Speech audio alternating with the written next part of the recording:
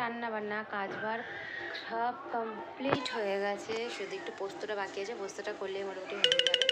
আর রান্না কার কমপ্লিট হয়ে গেছে বলো। এই চলে এসছে সব। হাই বলে দাও। বসো বসো বসো। চলো এখন দেখি কি খাচ্ছিস তুই। ঠিক আছে, দেখি কি রান্না হয়েছে, কত দূর হয়েছে দেখি। পোস্তটা মোটামুটি হয়েই গেছে, আর একটুখানি হলেই। চলো রান্নাটা করে নিই তাড়াতাড়ি করে। হচ্ছে ঝিঙে আলু পোস্ত আর উচ্ছে দিয়ে ডাল। আজকের সেরকম কিছু রান্না হবে না, কারণ হলো কালকের অনেক বাসি তরকারি আছে, তা সেগুলোকে দিয়ে খেতে হবে। তারপর ওই বেলা দেখা যাবে, এই বেলাটা আগে তরকারিগুলো শেষ করতে হবে। আর বাসি তরকারি তো আমরা খাই, লজ্জার কোনো ব্যাপারই না এই খাবারগুলো।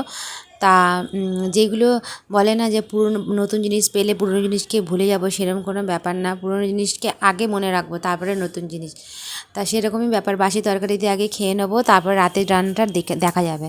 এখন এই বেলা হলো উচ্ছে দিয়ে ডাল আর হলো আলু পোস্ত।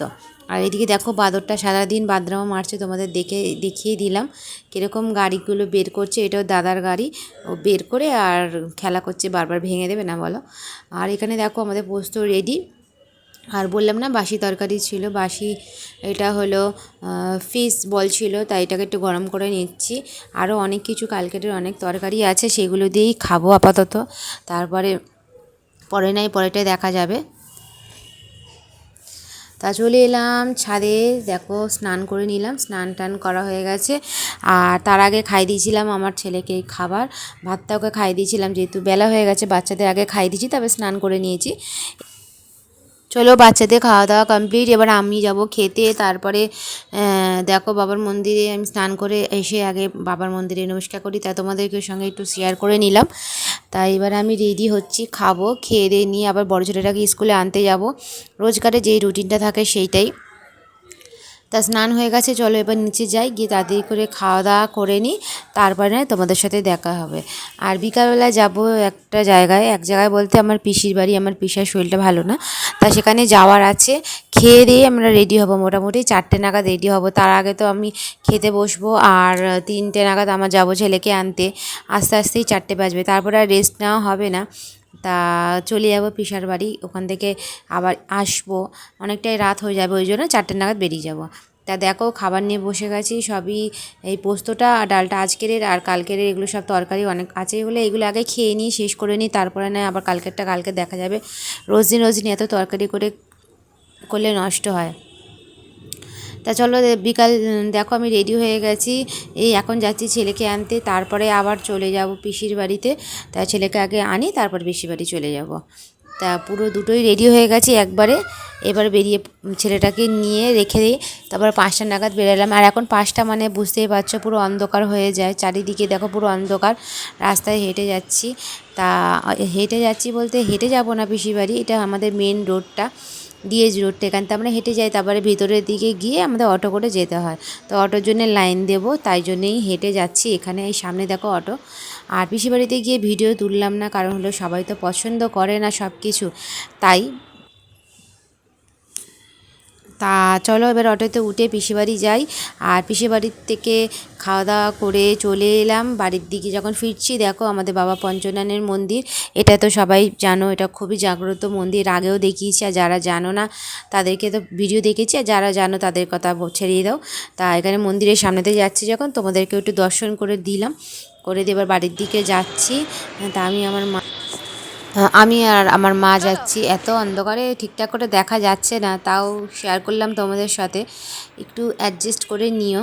তা দেখো এবারে যাচ্ছি বাড়ির দিকে। আর তার মধ্যে মাঝখানে আমাদের পরের একটা শপিং মল, এখানে দেখছি উইন্টার কালেকশানে 50% অফ দিচ্ছে, স্টাইল বাজার। এটা মানে একদম নিউ ওপেনিং হয়েছে বাড়ির পাশেই, কিন্তু আসা হয়নি, মানে বাড়ির পাশে এতগুলোই মল হয়ে গেছে, এখন কোনটা ছেড়ে কোনটা যাবো ভেবে পাচ্ছি না। তাই দেখলাম যে বাইরে উইন্টার কালেকশানে বেশ ভালো ভালোই উঠেছে, তাই জন্য গিয়ে দেখলাম এই কী আছে। বাচ্চাদেরও নাকি খুব ভালো ভালো প্রোডাক্ট এসেছে, তা দেখলাম বেশ সত্যি কথা এখানে খুব সুন্দর অফার দিচ্ছে।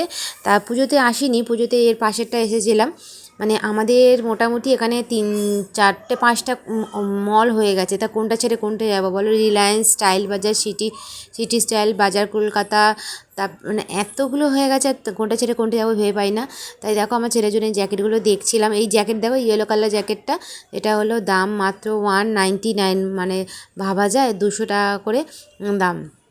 ভালোই অফ চলছিল এখানে, তা দেখলাম, দেখে চলে এলাম, কারণ টাকা পয়সা সেরকম একটা নিয়ে যাইনি। যাবো এক সময়, যাব গিয়ে নেব, অনেক কিছু উইন্টার কালেকশান আছে। আর বাইরে যাওয়া মানেই তো কেনাকাটি, আর মলের ভিতর ঢোকা মানেই তো কেনাকাটি, কিন্তু করবো না এখন, যাব অন্য সময় গিয়ে, অনেক কিছু নেওয়ার আছে একসাথে তখন নেব। তা দেখো আমার বড় ছেলে ছোটো ছেলে সবারই নেব এখান থেকে, আগে দেখে নিই, পরে এসে এর মধ্যে গিয়ে নিয়ে নেবো ওখানে। তো এখন টাইম যেহেতু অনেক, আমার দিদিরা সব গেছিলো আমাদের সাথে, তাদের দেরি হচ্ছে ঘরে আসার জন্য, টাইমটা লাগবে, ওই জন্য আমি ভাবলাম থাক চলে যাই, পরে এসে আবার নেওয়া যাবে। কিন্তু সত্যি ওখানে কালেকশানগুলো খুব সুন্দর সুন্দর আর ভালো অফার দিচ্ছিলো। তা দেখো দেখতে দেখতে চলে এলাম, বেরিয়ে পড়লাম। আর এটা হলো আমাদের ঠাকুরপুকুর বাজারের মেট্রো স্টেশন। আর এই যে এখানে দেখো বাজার কলকাতা বললাম না, একদম মানে আমাদের গলি থেকে বেরিয়ে 5 মিনিটও হাঁটতে হবে না, বাজার কলকাতা, সিটি স্টাইল, সিটি বাজার, এত কিছু। তা কোনটা রিলায়েন্স, তা কোনটা ছেড়ে কোনটা যাব বলো? তা বেশিরভাগ রিলায়েন্স আর বাজার কলকাতা থেকে পুজোতে শপিং করেছি, আর এখানে সিটি স্টাইল আর যেটা নতুন ওপেনিং হচ্ছে সেটা যাওয়া হয়নি। তা চলে এলাম ঘরে, দেখো আমার দিদির কাছে দুটো ওকে রেখে গেছিলাম, দিদির ছেলেটাকে আর আমার ছেলেটাকে, ওকে ডাকছি। তা আবার চলে গেলাম রাতে, মা বললো কিছু নেই, তা কিছু কী করা যায়? তা সত্যি তো কী করা যায়, আর রাতে আর ভালো লাগছে না, একটু পেঁয়াজ আর শুকনো লঙ্কা ভাজছি, আর আলু সিদ্ধ ডিম সিদ্ধ দিচ্ছি, আর ডাল তো আছেই, তা ওই দিয়েই খাওয়া দাওয়া হয়ে যাবে, আমাদের রাত্রেবেলা আর কিছু লাগে না। এদিকে দেখো আমার বড় ছেলে পড়াশোনা করছে, দুজনেই পড়াশোনা করছে। তা ভিডিওটা এখানে শেষ করলাম, লাইক কমেন্ট শেয়ার করে দিও, ভালো লাগলে অনেক অনেক অনেক ভালোবাসা আমার তরফ